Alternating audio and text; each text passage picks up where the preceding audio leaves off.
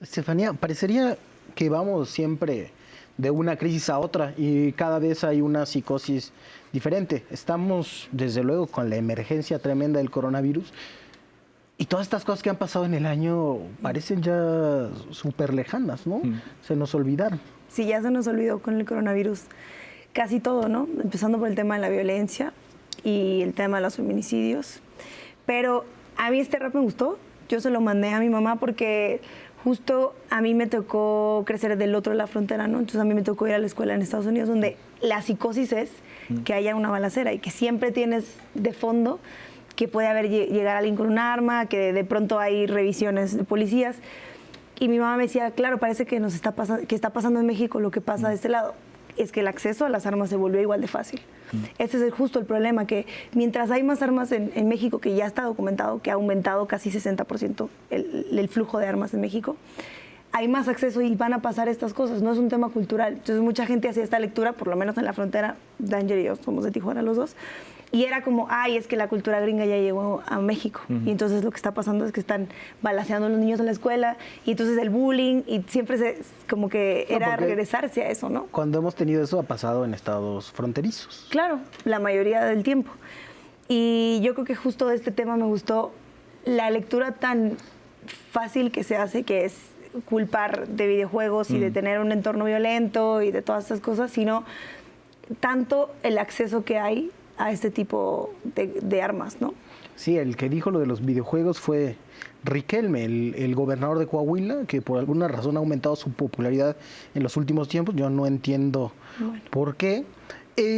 Hay la tentación de muchos gobernantes de culpar a elementos culturales como si fueran ellos mismos responsables, detonadores de todo lo que va sucediendo.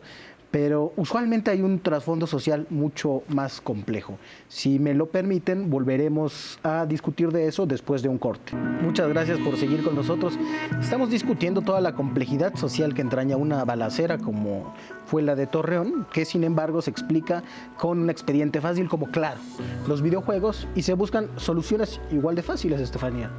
Sí, claro, justo lo que hablábamos ahora, que en la escuela en la que yo estudié, ahora las mochilas son transparentes porque esa fue la manera de solucionar todo. Entonces, ver quién tiene qué, y eso es lo que decía Danger en el rap, es entregar la libertad para tener una suerte de seguridad y al final no tienes ninguna de las dos. Es que caes en la criminalización de los niños, fíjate, cuando los niños son las víctimas en realidad, ¿no? Porque es el mundo en el que crecieron y esa facilidad de tener las armas, más todos los contextos que narro, intento narrar ahí en el rap.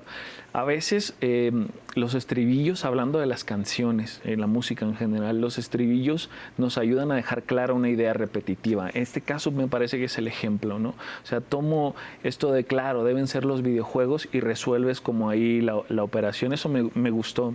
Yo no vuelvo a escuchar los raps, curiosamente. En general, casi nunca vuelvo a escuchar lo que escribo y de repente me descubro cosas ahí que está cool, ¿no? Como que, órale, fue una buena idea, ¿no?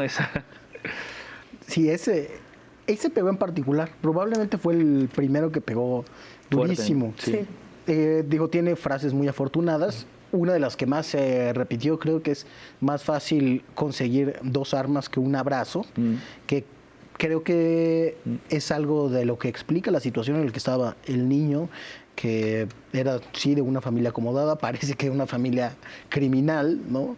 Habló después de eso la unidad de inteligencia financiera, pero se dio por zanjado el tema.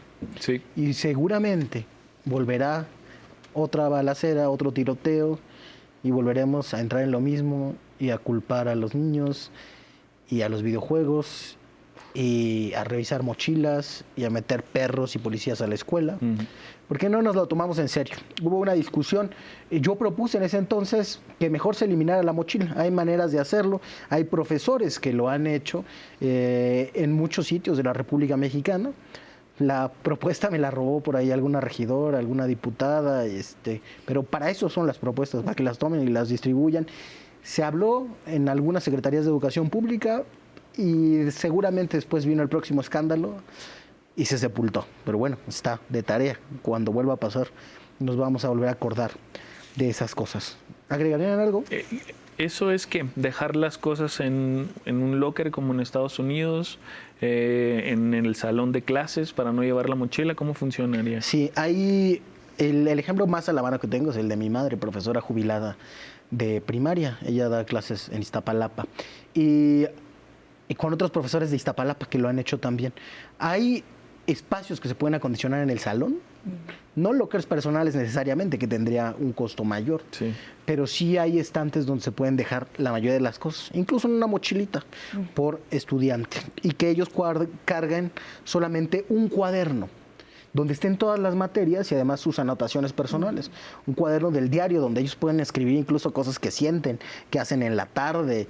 Un cuaderno, digamos, un diario de la escuela y si se puede un poco de la vida. Y entonces llevan su cuadernito y una lapicera a veces o una lonchera y esas sí se revisan. Porque parte, digamos, de la educación en los hábitos es que los niños lleven una alimentación balanceada, por ejemplo.